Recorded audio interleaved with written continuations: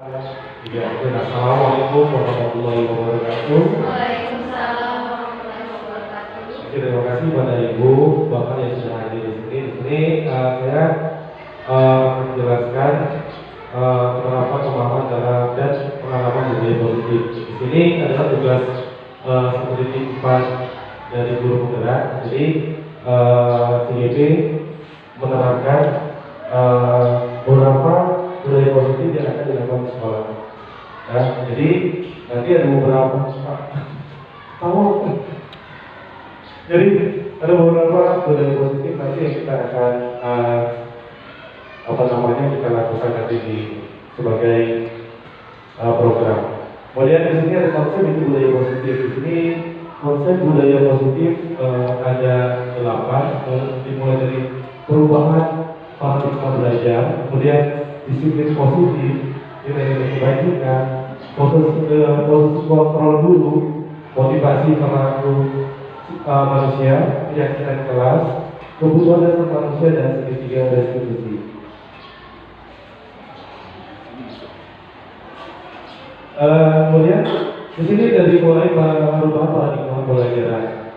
Nah, di sini pembelajaran merupakan paradigma baru. Merupakan pembelajaran berdasarkan prinsip-prinsip pembelajaran berdiferensiasi. Berarti kalau berdiferensiasi tentunya antara satu anak dan satu anak yang lain berbeda. Sesuai dengan kebutuhannya. Jadi anak satu dengan yang lain tidak sama penanganannya. Kemudian pengembangan dengan teori psikologi modern untuk menilai profil pelajar Pancasila. Nah, di sini profil pelajar Pancasila ada 6, dimulai dari beriman bertakwa, berdoa masa dan beramal mulia. Kemudian berkebinekaan global, berarti contohnya adalah menaikkan kultur atau hal yang baik dalam masyarakat. Kemudian gotong royong, kreatif, berarti anak-anak mempunyai jiwa menciptakan hal yang baru, ya. Kemudian berdalam kritis dan mandiri untuk profil pelajar Pancasila. Kemudian di sini terjadi kadang miskonsepsi tentang teori kontrol. Kenapa? Karena ilusi guru mengontrol peserta didik. Tentunya kita bukan mengontrol, bukan menyuruh anak, tapi bagaimana caranya kita membuat anak itu bisa mengatur dirinya sendiri dengan segala pemanfaatan dari apa yang kita berikan kepada anak-anak. Kemudian ilusi bahwa kritik dan membuat merasa bersalah mampu menguatkan karakter. Nyatanya kalau kita lihat anak-anak, mungkin kalau kita ketika anak-anak, kebanyakan anak-anak karakternya bukan malah tambah kuat, malah down. Di situ yang kita jangan sampai terjadi adalah anak-anak nanti down dan juga tidak sesuai dengan perkembangannya. Kemudian di sini ada ilusi bahwa semua kekuatan positif, efektif dan bermanfaat. Memang ada yang bermanfaat, namun ada sebagian anak-anak yang tidak mengenai di kekuatan positif tersebut. Mungkin ada cara-cara lain yang bisa dilakukan untuk anak-anak tersebut. Kemudian ilusi bahwa orang dewasa berhak memaksa. Tentunya itu nyatanya harusnya orang dewasa itu tidak memaksa, tapi mengayomi, mendorong, ya, sesuai dengan dari yang saya wawancara. Kalau dari yang di depan memberikan contoh, yang memberi mengayomi, yang di belakang itu mendorong anak-anak supaya anak-anak bisa menjadi lebih baik lagi. Kemudian di sini ada mengubah paradigma stimulus respon ke pendekatan teori kontrol. Di sini yang awalnya stimulusnya realitas atau kebutuhan bersama, nyatanya yang ada di lapangan bahwasanya kebutuhan anak-anak itu beda, tidak ada yang sama. Karena setiap anak mempunyai kodrat alam dan kodrat sama yang berbeda. Ya, mungkin anak-anak yang ada di dekat pegunungan yang ada di dekat pantai beda dengan ini, ya. Karena kenapa? Mereka memiliki kemampuan karakteristiknya masing-masing, sehingga nantinya kita sebagai guru itu harus pandai-pandai melihat anak-anak supaya anak itu sesuai dengan komposisinya masing-masing, ya. Jadi sama, akhirnya semuanya sama. Kalau misalnya di respon, kalau dikontrol dan kontrolnya adalah setiap anak itu memiliki kebutuhan yang berbeda. Nah, di sini disiplin positif yang ingin kita ambil. Di sini disiplin ini mulai dari disiplinnya adalah bersifat kedisiplinan yang berartinya belajar disiplin mengacu pada kedisiplinan diri yang memiliki tanggung jawab terhadap apa yang akan dilakukan berdasarkan nilai-nilai yang diyakini. Disiplin positif merupakan salah satu cara penerapan disiplin yang bertujuan untuk menumbuhkan kesadaran serta memberdayakan peserta didik tanpa imbalan penghargaan ancaman atau hukuman. Jadi harapan kita bahwasanya anak-anak akan sadar dengan disiplin tersebut. Tidak hanya ini ketemu sama ini takut, aku ibu takut karena ada sesuatu hal, tapi memang dalam kesadaran saya memang dalam penerapannya saya rasa sangat membutuhkan kolaborasi yang banyak di antara pihak, tidak hanya satu tapi seluruh warga masyarakat seperti itu. Kemudian sebagai pendidik tujuan kita adalah menciptakan peserta didik yang memiliki disiplin diri sehingga mereka berlaku mengacu kepada nilai-nilai kebajikan universal dan memiliki motivasi intrinsik dalam perubahan berlaku ke arah yang lebih baik. Jadi harapan kita adalah anak-anak itu memiliki kesadaran dari diri mereka sendiri sehingga mereka berperilaku positif dan disiplin sesuai dengan apa yang sudah ada dalam diri mereka, bukan hanya paksaan atau ibaratnya dorongan dari seorang guru ataupun apa. Nah, jadi kalau misalnya mereka sudah berperilaku seperti itu, tentunya kita sebagai guru menjadi guru yang berhasil dalam menerapkan disiplin positif. Nah, di sini ada nilai kebajikan. Sebenarnya ada 3, namun yang kita angkat karena sesuai dengan sekolah, yaitu adalah filosofi pelajaran Pancasila yang selalu digaungkan oleh menteri kita, yaitu Mas Nadiem Makarim. Di sini keagamaan, terus juga hukum, ya, kebudayaan, gotong royong, mandiri, kreatif dan berani. Seperti itu sampai sini semuanya bisa dilakukan sebenarnya kalau bisa memang kita berproses dan juga bisa berkolaborasi dengan seluruh yang bisa menerapkan nantinya ke nilai-nilai kebajikan itu perlu belajar Pancasila. Nah, kita tahu sendiri setiap manusia memiliki kebutuhan dasar. Tentunya ada 5 kebutuhan dasar yang ada dalam teorinya, yaitu kebutuhan untuk bertahan hidup, untuk survival. Itu adalah yang pertama. Karena manusia tentunya pasti ada banyak cara yang dilakukan untuk bertahan hidup, juga diakui keberadaannya supaya mereka itu bisa mampu eksis baik walaupun di golongannya maupun di teman-temannya. Jadi memang setiap guru memang harus banyak menerapkan ya, dari kebutuhan dasar juga harus menerapkan. Kemudian cinta dan kasih sayang, mereka ingin cinta, mereka ingin disayangi. Makanya memang dalam penerapan Kerajaan Jawa Barat melarang apapun bentuk hukuman. Namun bagaimana caranya kita memberikan contoh yang baik kepada anak-anak supaya anak-anak itu bisa menjadi lebih berpikir secara konkret ke depannya, secara holistik juga keseluruhannya, supaya anak-anak itu bisa dihargai dan disayangi. Kemudian kebebasan, pastinya anak-anak juga memiliki kebebasan di situ. Kebebasan dalam artian mengungkapkan perasaan, terus juga mengungkapkan apa yang ada di pikirannya, dan kemudian juga kebebasan juga mereka dalam melakukan kegiatan. Namun juga kita harus juga bisa mengontrol anak itu jangan sampai sebebas-bebasnya.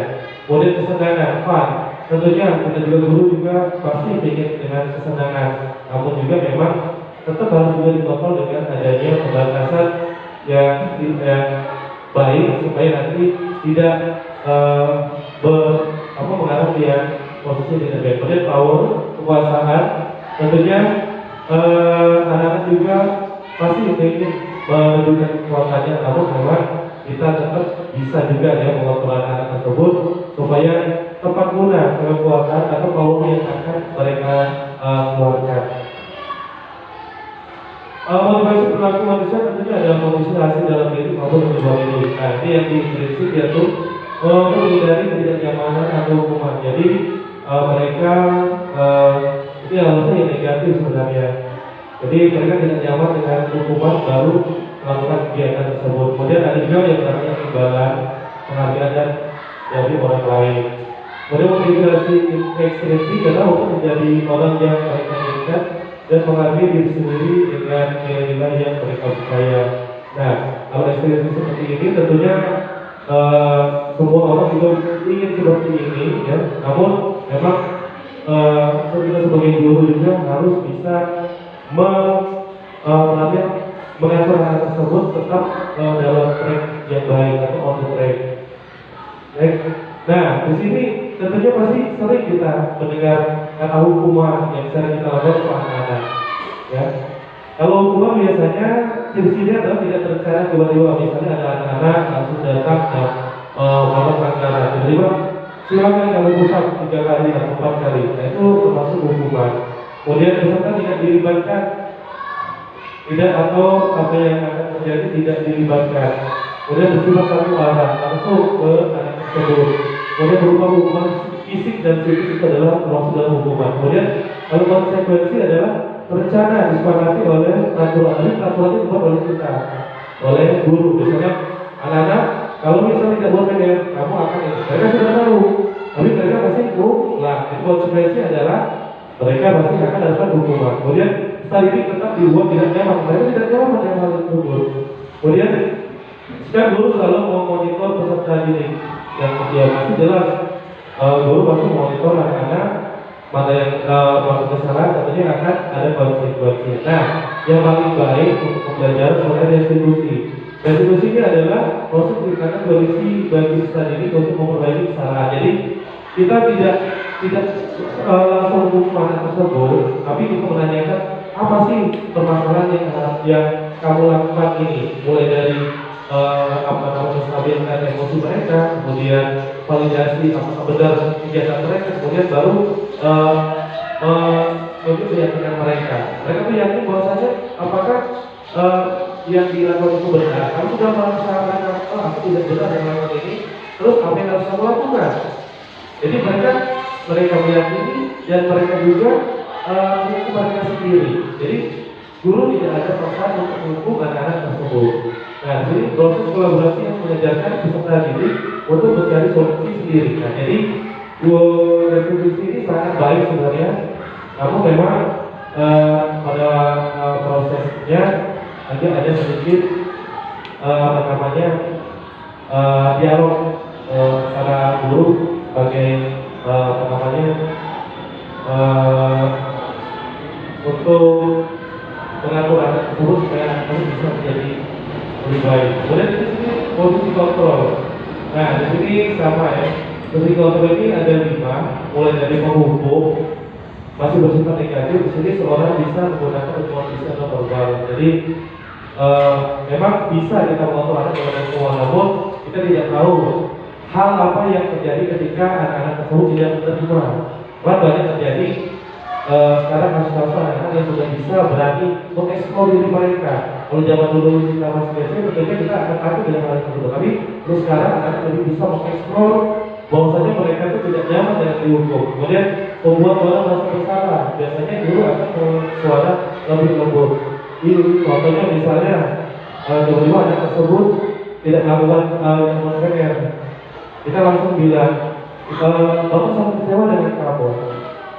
Bagaimana kamu mau menjadi kita? Di situ anak akan merasa kecewa dengan hal tersebut. Kemudian teman, dari sini banyak juga yang sebenarnya positif, namun memang teman itu juga harus dibatasi jangan sampai nanti anak terlalu dekat dengan gurunya sehingga nanti tidak ada perbedaan antara ibu guru, mana siswanya. Di sini juga penjelasannya guru pada musim ini tidak akan menyakiti murid, namun akan tetap berupaya mengontrol murid melalui persuasi. Jadi lebih pendekatan, lebih mengkondisikan dia tuh sama seperti anak tersebut. Namun memang ini positif, tapi memang kita harus lebih lebih diatur lagi jangan sampai nanti terlalu dekat. Kemudian monitor ini kemudian berarti mengawasi gara-gara anak juga, ya tentunya hal-hal yang bisa kita lanjutkan. Misalnya contohnya seperti ini, anak-anak tidak membawa peralatan dalam upacara atribut. Jadi anak-anak itu dipanggil, sudah dipanggil, anak-anak itu langsung disuruh ke operasi suruh beli langsung. Nah itu lebih ke pengawal. Jadi mereka tidak menghukum, tapi membenarkan apa yang salah, tetap memberikan arahan. Kemudian yang paling bahaya adalah manajer di sini. Respon yang menunjukkan tanggung jawab guru adalah posisi terakhir. Manajer adalah posisi mentor di mana guru berbuat sesuatu bersama dengan murid, mempersilahkan murid bertanggungjawabkan perilakunya, mendukung murid agar apa yang dapat menemukan solusi atas permasalahan sendiri. Jadi kalau misalnya tadi posisinya bagaimana anak ini tidak membawa atribut, kita panggil bagaimana solusi yang harus kamu lakukan. Kita tidak memberikan solusi, tapi kita menanyakan solusi yang harus dilakukan pada anak-anak tersebut.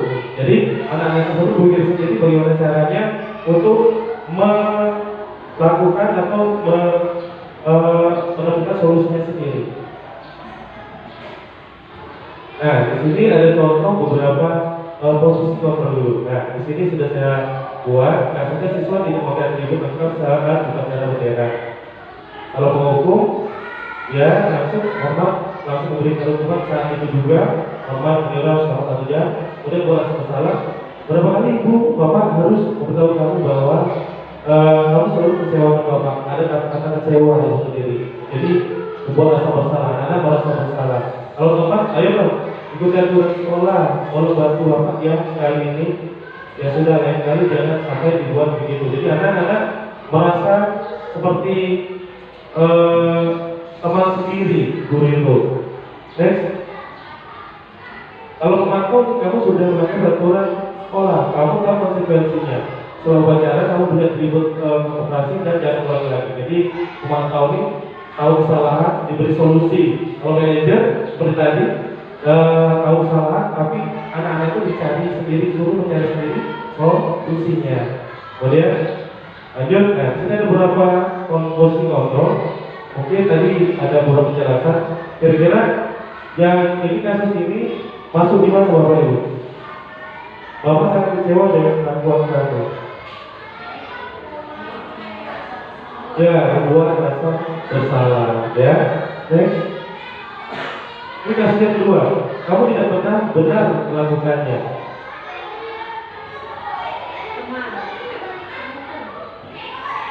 Oh? Memantau ya, benar, memantau. Di sini apa rencanamu untuk menyelesaikan masalah ini? Manajer, pintar dulu. Lanjut, ya, ayolah lakukan demi bapak. Teman, ya. Kemudian kamu tidak pernah mendapatkan nilai jika tidak mengerjakan tugas.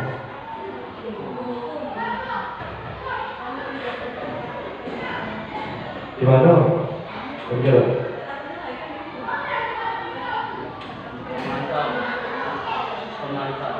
Gimana? Kamu tidak pernah mendapatkan nilai jika tidak mengerjakan tugas. Itu sudah ada hukuman jika tidak dapat nilai. Iya, kita adalah waktu menghukum. Dan nah di sini kita masuk selanjutnya adalah keyakinan kelas. Di sini mengapa keyakinan kelas? Mengapa bukan peraturan kelas? Itu sudah dijelaskan bahwasanya kalau peraturan hanya kita yang membuat peraturannya atau aturan yang dilakukan di kelas. Jadi rasa tanggung jawab karena itu tidak terlalu besar. Namun kalau yang di kelas, anak-anak kan ikut secara universal buat dan juga pasti ada tanggung jawab. Kita itu akan menerapkan posisi itu. Anak-anak kalau yang sudah dididik, kamu harus tanggung jawab dengan apa yang kamu ucapkan. Nah, kemudian kegiatan kelas sendiri seperti contoh ini, ya, boleh seperti yang sudah dibuat oleh Pak Rio, juga Bu itu sudah rasanya buatnya, ya, jadi bisa dibuat secara tempel ini sudah, ya, berkasih juga bisa dibuat dengan warna-warni supaya anak-anak bisa lebih ditempel di kelas, Bapak Ibu supaya nanti bisa dilihat anak-anak. Jadi kalau misalnya anak-anak bisa melakukan kesalahan, dilihat lagi apa yang terjadi buat pernyataan itu. Nah, contohnya ini bersifat abstrak, jadi ini merupakan pernyataan universal, jadi seluruh anak-anak dilibatkan dalam membuat pernyataan tersebut. dibuat dengan kata positif. Jadi tidak ada kata tidak boleh, dilarang atau apa. Jadi tidak ada mengandung positif. Sedikit saja agar mudah diingat, ya terlalu panjang. Sesuai dengan kondisi kelas dan sekolah sehingga mudah diterapkan. Yang paling penting adalah semua warga kelas itu harus dilibatkan supaya anak-anak punya rasa tanggung jawab tersebut. Nah, di sini segitiga diskusi itu adalah suatu proses dialog yang dilakukan oleh guru sebagai dalam menghasilkan peserta didik yang mandiri dan tanggung jawab. Artinya dimulai dari menstabilkan identitas tadi seperti contoh tadi, ya misalnya ada masalah kita tanya dulu bagaimana, ya menstabilkannya identitas dulu. Jadi posisinya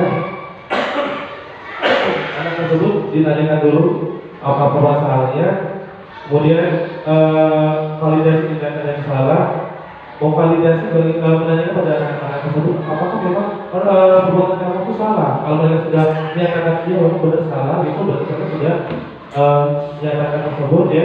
Terus sudah ada keyakinan, sudah yakin dengan kesalahan kamu, apa yang harus kamu perbuat. Jadi anak itu sendiri yang meyakini, anak itu sendiri yang akan menghukum dirinya sendiri. Nah, kemudian ini penjelasan tadi, ya, berusaha itu membuat kesalahan adalah bagian dari proses pembelajaran. Contohnya berbuat salah itu wajar, tidak ada manusia yang sempurna. Bahwa untuk melakukan itu, Bapak tidak mau cari siapa yang salah, tapi Bapak mau cari solusi. Kamu berhak merasa begitu. Jadi kita ini yang validasi tindakan yang salah. Jadi contohnya kan kamu pasti punya alasan yang kuat melakukan itu. Kemudian padahal kamu bisa melakukan lebih buruk dari itu. Terus kamu pasti bahagia karena telah melindungi sesuatu yang penting buat kamu. Hanya karena melakukan sesuatu yang penting bagi kamu. Jadi kita juga harus menanyakan alasannya kenapa anak tersebut melakukan misalnya kesalahan tersebut, mempertekan atau misalnya apa gitu. Jadi, nah, terakhir baru keyakinan kelas kita ditanyakan, terus kira-kira apa yang sepakati bersama, seperti apa gambaran kelas hidup kamu ingin menjadi orang seperti apa. Nah, ini contoh kemarin sudah saya ini, tapi tidak bisa ini karena aku video, jadi ya, alasan saja sebenarnya itu alasan saja. Yang penting ada ininya, video review cara melakukan segitiga restitusi tadi, ya. Ya. Oke, terima kasih Bapak Ibu waktunya, ya. Terima kasih untuk hari ini. Tentunya banyak kekurangan yang saya jabarkan di sini. Nantinya mungkin ada perbaikan ke depannya.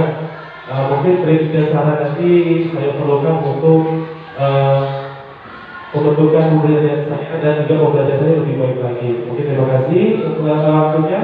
Saya akhiri wabillahi taufiq wal hidayah. Wassalamualaikum warahmatullahi wabarakatuh.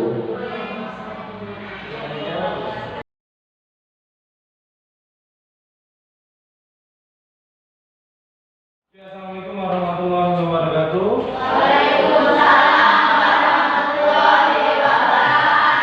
Selamat pagi anak-anak. Oke, gimana kabarnya? Baik. Oke ya, kita hari ini di awal pertemuan tentunya Pak ingin sekali memberikan suatu hal yang kira-kira bisa disepakati bersama. Ya, tentunya itu termasuk dalam kesepakatan kelas. Ya, jadi kesepakatan ini dibuat oleh kalian, ya, mengandung kata-kata positif, ya. Berarti kalau mengandung kata-kata positif menghilangkan kata tidak, ya, misal tidak boleh, misalnya harus menggunakan kata-kata positif. Ya, jadi posisinya itulah yang nanti kita lakukan sesuai dengan apa yang sudah disepakati oleh kalian. Kesepakatan ini berlangsung atau berlaku selama pembelajaran olahraga.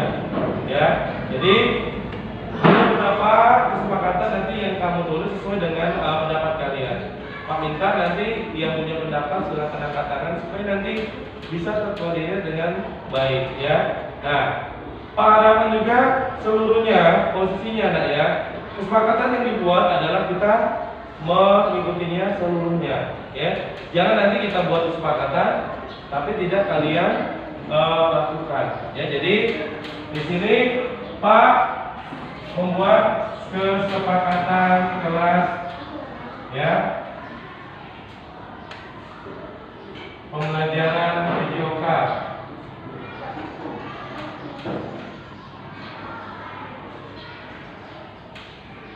Oke, paling tidak minimal 5 orang untuk ininya, itu kita sepakati. Oke, yang pertama kira-kira ada tidak? Silakan. Oke, berkata dengan baik, ya, berkata dengan baik. Oke, 2 tadi, ada lagi 2. Oke, berapa? Datang tepat waktu, nak, ya. Datang tepat waktu. Oke. Selanjutnya, ada lagi? Ada lagi tidak? Apa? Oke, bagus. Mengacungkan tangan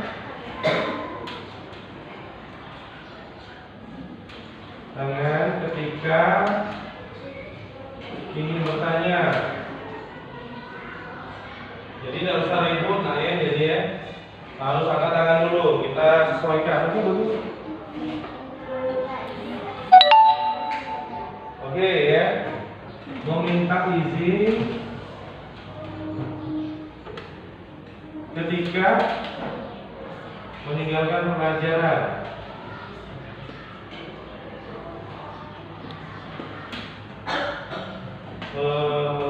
Pelajaran. Ada lagi?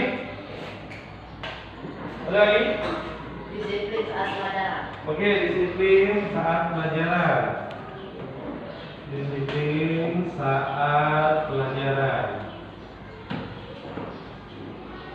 Oke, next. Ada lagi? Menggunakan, ya, kalau yang pelajaran olahraga harus menggunakan baju olahraga, ya. Menggunakan baju olahraga.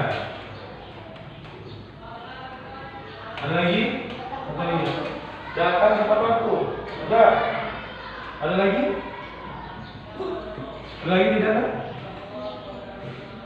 Kira-kira sesuai dengan pembelajaran olahraga, ada tidak?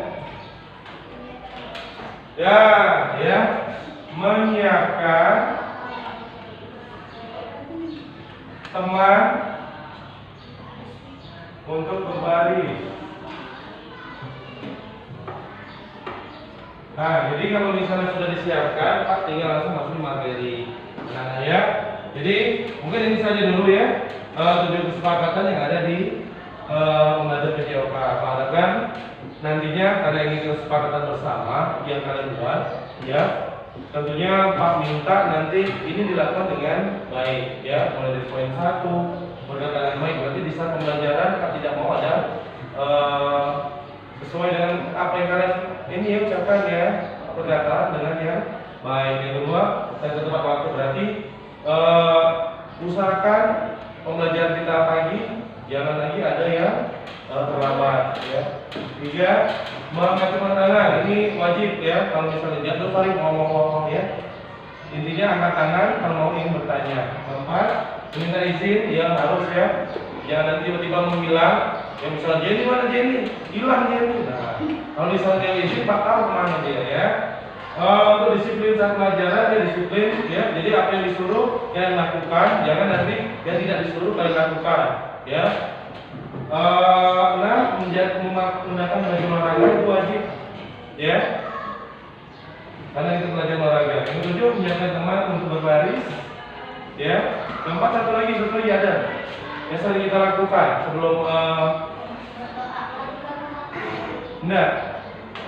menyiapkan lapangan yang kotor itu apa? Ya. Ini yang paling ini, ya, harus, ya, kita ini membersihkan lapangan. Nah, sebelum dan sudah, ya, sebelum dan sesudah pembelajaran, ya. Jadi Pak harapkan semuanya bisa dilakukan ya, agar nanti kita sesuai dengan apa yang sudah kami buat ya. Mungkin itu saja ya. Pak akhiri dengan wassalamualaikum warahmatullahi wabarakatuh.